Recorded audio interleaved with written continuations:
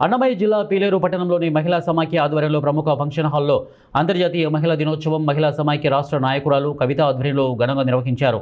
ఈ కార్యక్రమానికి ముఖ్య అతిథిగా సిపిఐ పీలేరు నియోజకవర్గ కార్యదర్శి టిఎల్ వెంకటేష్ హాజరయ్యారు. ఈ సందర్భంగా ఆయన మాట్లాడుతూ యాత్ర నారాయషు పూజితే తత్ర దేవత అనే శ్లోకంతో ఎక్కడ మహిళలను పూజిస్తారో అక్కడ దేవతలు కొలువై ఉంటారు అని ప్రసంగిస్తూ మహిళల పట్ల చులకన భావంతో చూడకూడదు, వారిని గుర్తించడం గౌరవించడమే మన సంస్కారం అని వారు అన్నారు. దత్తత తీసుకుని వాళ్ళ ద్వారా రాజ్యానికి అప్పగించే తరుణంలో లేదు మా ఆడబిడ్డ కూడా మా రాజ్యానికి రానేవుతుందని చెప్పి ఆ రోజు ఆమె పట్టాభిషేకం చేసి ఈ దేశంలో ఉన్నటువంటి బ్రిటిష్ పాలకులకు వ్యతిరేకంగా పెద్ద ఎత్తున పోరాటం చేసింది. ఆమెను మనం ఉదాహరణగా తీసుకోవాలి. ఎంత ఘన చరిత్ర కలుగుతున్నటువంటి ఈ భారతదేశంలో.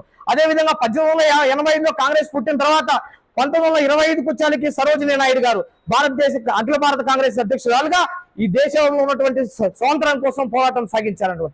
వీళ్ళందరినీ మనం తీసుకోవాలి. ఎందుకు ఇవాళ మనం చెప్పుకుంటా ఉన్నామంటే మనం మారుతూ వస్తున్నాం.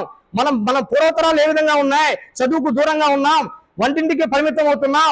అలాంటి తరంలోంచి ఈ రోజు నేటి భారతదేశంలో అగ్రభాగాన మనం మహిళలు ఉన్నారంటే దానికి అందరికీ కూడా మనం మహనీయులు చేసినటువంటి చరిత్ర మనం మర్చిపోకూడదు. మరియు ముఖ్యంగా ఇవాళ మీరు చెప్తా ఉన్నాం, ఈ రోజు మీరు ఉద్యోగస్తులుగా ఉన్నారు, చట్టసభలకు వెళుతున్నారు, అదేవిధంగా సమాన హక్కులు పొందుతూ ఉన్నారంటే డాక్టర్ బిఆర్ అంబేద్కర్ గారు 1951లో హిందూ కోడ్ బిల్ తీసుకురావడం జరిగింది అనమాట. ఈ హిందూ కోడ్ బిల్ తీసుకొచ్చిన తర్వాత మహిళలకు ఆస్తులు హక్కులు వచ్చాయి, మహిళలు సమానంగా విద్యా అవకాశాలు పొందుతున్నారు, మహిళలు అన్ని రకాల్లో అభివృద్ధి చెందుతున్నారు, మహిళలు ఓటీపై తాడువంతులు చట్టసభలకు రిజర్వేషన్ పోతా ఉన్నారు.